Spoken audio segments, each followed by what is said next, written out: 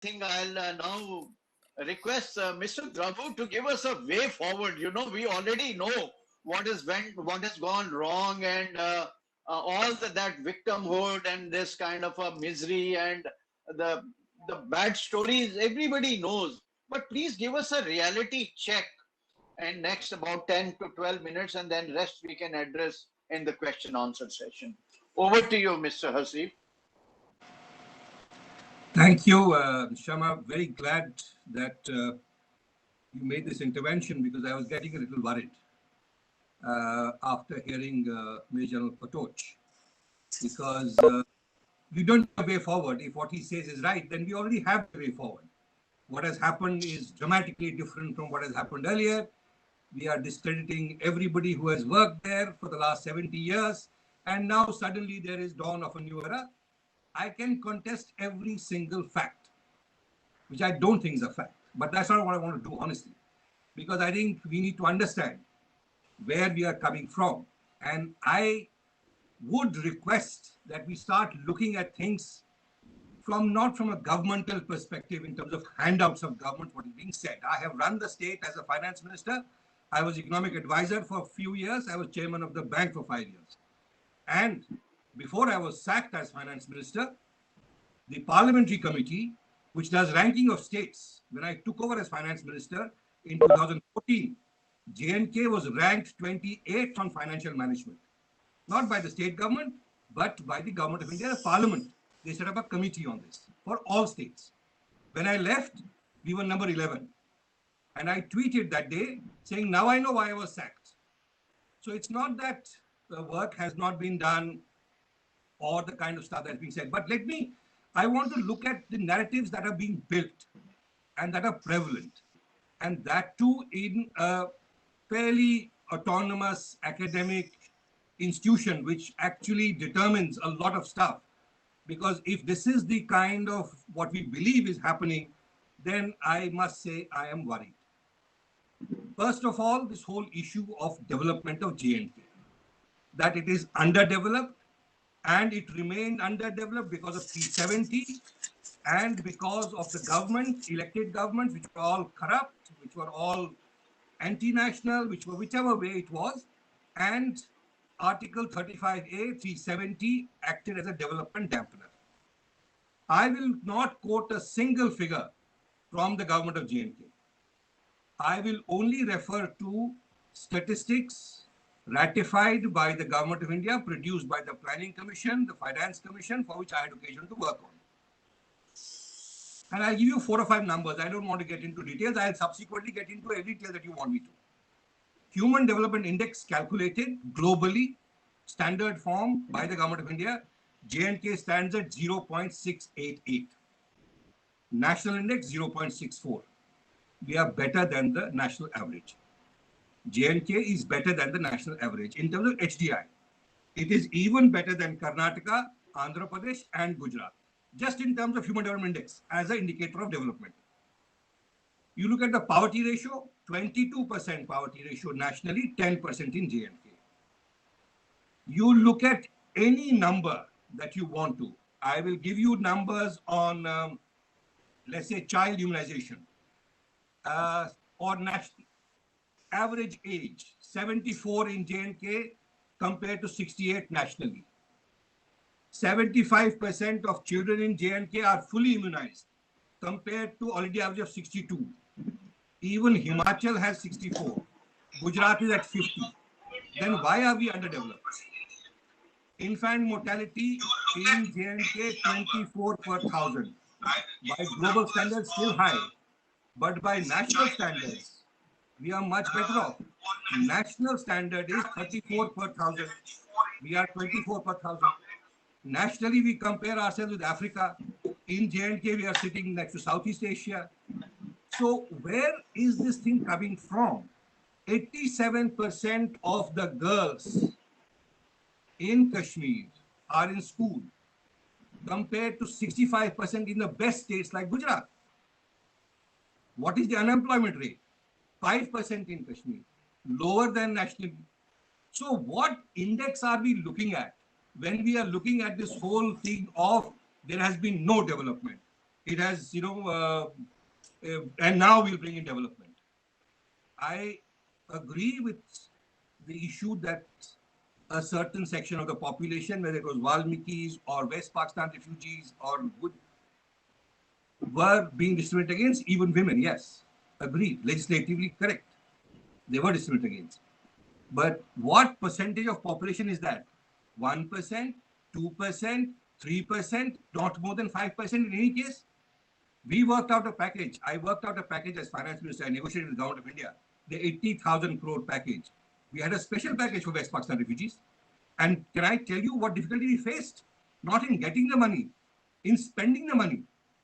We didn't, the kind of numbers we had heard, we could not disburse it. We managed to disburse only some parts of it. This is ongoing. So let's not kind of take a position which is factually incorrect. And 370, the current regime in power has been saying for the last 70 years should go. I have no problem with that. That's a view, political view being taken. But let's not link it to developmental issues. Number one. Number two, again, I don't want to make it a debate, but it becomes a little difficult to not react. Legislative history, Katoch Saab said 1951 and 2019. My position is very different. In fact, I would argue, and I have argued this, I have written about it, that Article 370, as it stood on 4th of August 2019, was the biggest fraud perpetuated by the government of India on the people of Kashmir. There was no 370. Where was it? It had been diluted in 1954. 51, जो कह रहे हैं, that was origins. 54 में constitutional order changed almost everything. In 1964, the Prime Minister of this country says we have virtually abrogated 370. Gulzar Nanda, the Home Minister, says the same thing, that it is as good as gone. What has happened? The optics of it has changed. Now look at it in terms of the whole point that we are now doing lots of stuff to prevent from 370. If today J&K has a better developmental record than most states in India, it is because of one thing, and that is Article 370. And let me tell you why, which is the land reforms of 1949-50. Article 370 allowed the government of J&K to initiate radical land reforms, restructuring of land relations, debt write-offs, which is unprecedented, not just in the country, in the world. Non-compulsory land reforms. That's what changed the agrarian poverty in the state, which has resulted in your better developmental record. It was possible only because of 370. Otherwise, the non-compensatory redistribution of land would have been questioned under Article 14. It was not possible to restructure that. In fact, what has been forgotten today, that was one of the principal reasons why 370 was put in, to allow those things to happen. So my point, sir, very humbly is, let's not try and retrofit certain things. Today, there are genuine concerns, not so much from my perspective, again, I've written about it, of what was done, but how it was done. Today, the entire federal setup of this country is under stress, under grave stress. And some of it does come from the fact of how 370 was abrogated. It's not about the power of parliament. Of course, power is the power of parliament. It's how you do this. Today, honestly speaking, I am not so much worried about what will happen to J&K as a consequence of 370 abrogation. I am worried about what's going to happen to the country as a consequence of the way this article was abrogated. Today, you have put such stress on the federal structure of this country, which had gained huge amounts after GST and after the first three budgets of this government. I, in fact, wrote about it, that this was the first federal budget of India, which was presented by Mr. Jaitley. We are talking of 1,500 crores to panchayats in J&K. It was started 4 years back by Mr. Arun Jaitley, who gave 3 lakh crores to panchayats.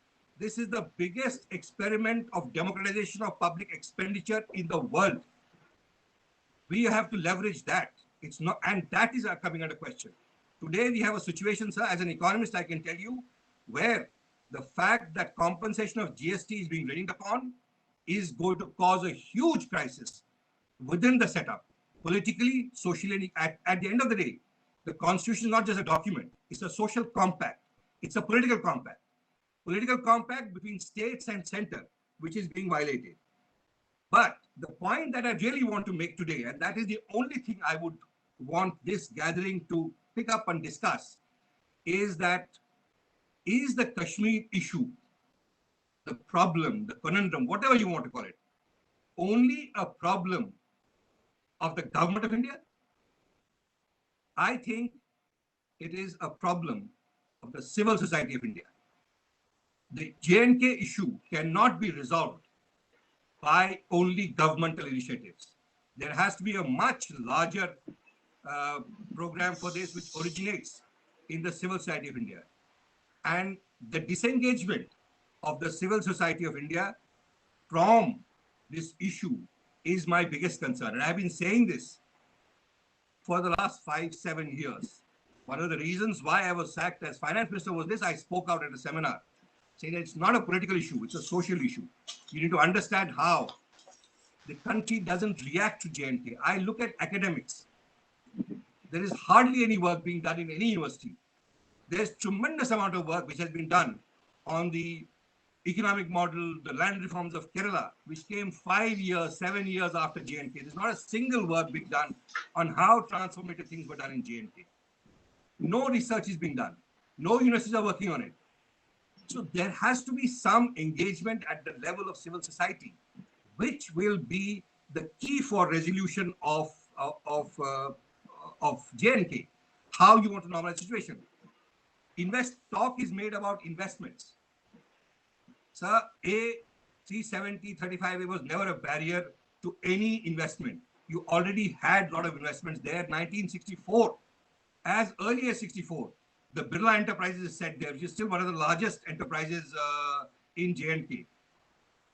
It's not about, and a point was made that not sure of how many private investment will go. It's not about this year, sir. Today, we are struggling to get investments in Maharashtra, in Gujarat, in Karnataka. Who do you think will go to J&K at this stage? But that's not the point. The point is what happened in terms of the earlier phases. The militancy starts in 1990. What happened between 1950 and 1990? Forget private investment. I'm not even looking at private investment. I'm looking at public investment. There are 339 central public sector undertakings. They employ 23, about 11 lakh people. They have investments of 24 lakh crores. Do you know how many CPSUs are there in J&K? There are 3 CPSUs in J&K. And do you know how much they have invested? 100 crores, 165 crores to be precise. And do you know how many people they have employed in J&K? 21 people. They did not face 35A, sir. They did not face 370, sir. They had no issues of land. They had no issue of regulation. Why was there no investment by the central public sector undertakings in J&K? There are 340 of them. They have invested 11 lakh crores, sir, the largest amount of investment in the country. What has been invested in J&K? 150 crores. Why? What is it that prevented investments? We will look at public-private investments much later. Let us look at public investment. What has happened there? Militancy comes after 90. What happened in the 40 years that between 50 and 90? Public investment is not driven by any profit motive. The major state developments that have happened, whether it is Orissa, it is Punjab, it is Maharashtra, it's not on the back of private investment. It's all on the back of public sector investment. You had Bhakra Nangal in Punjab. You had a huge set of investments in Orissa, which led to the entire mining industry there. Tremendous amount. States like Maharashtra, West Bengal, Chennai, Tamil Nadu are all pre-independence build-ups. Post-independence build-ups are entirely driven by public investment. Why was there no public investment there? So the point I'm trying to make, sir, is let's do a bit of introspection. I can understand the current government in J&K. I will talk about Panchayat Raj. A lot of hope is being put. You have still not, sir, we are not able to announce, we did not announce who the winners were because of threat to life. Where are we, what are we talking about, sir? Out of 70% of those, I can send you the numbers, how many were elected unopposed. It goes back to 1951, when out of 75 seats, 73 were elected unopposed by that regime that time. A similar thing is being enacted now at the Panchayat level, Raj. There's no question of any devolution. And by the way, sir, 73rd Amendment came much later. J&K had a much better Panchayat Act admitted by those who designed 73rd Amendment. But those are again issues of debate, discussion, perspective. Factually on the ground, no such devolution takes place. It cannot, because we are not able to provide a secure environment. All those punches, many of them have resigned, saying, we are not a part of it because they are under grave security risk. So let's not, if genuinely you think that is true, then I am a worried man, because then you don't know the realities. I think I would please suggest that let's introspect a little more, try and see where one can move forward. What are the ways that one can do? Do not invite, and if you're looking purely into the developmental issues, purely, as I said, our track record development is much better than any other state. And I'm willing to discuss this point-wise in another forum, look at each of the specific elements and why it happened. There will be an obvious reference that, a lot of money has been spent in J&K, which is part of the issue, not the entirety. As I said, the entirety is somewhere else. So it's not that everything that has been done so far is wrong and everything that has been done now is right. There are pluses and minuses on either side. Yeah, We need to may I understand request you? Yeah, just we're running little short of time, fine. and we could. I will just end with this: that let's not discredit the past to justify the present and hope for a better future. Let's try and understand the past, re-examine the present, and work towards a future that is desirable, livable for the people of J&K and also the rest of the country. Thank you very much. My submission to you, Mr. Hasib, is that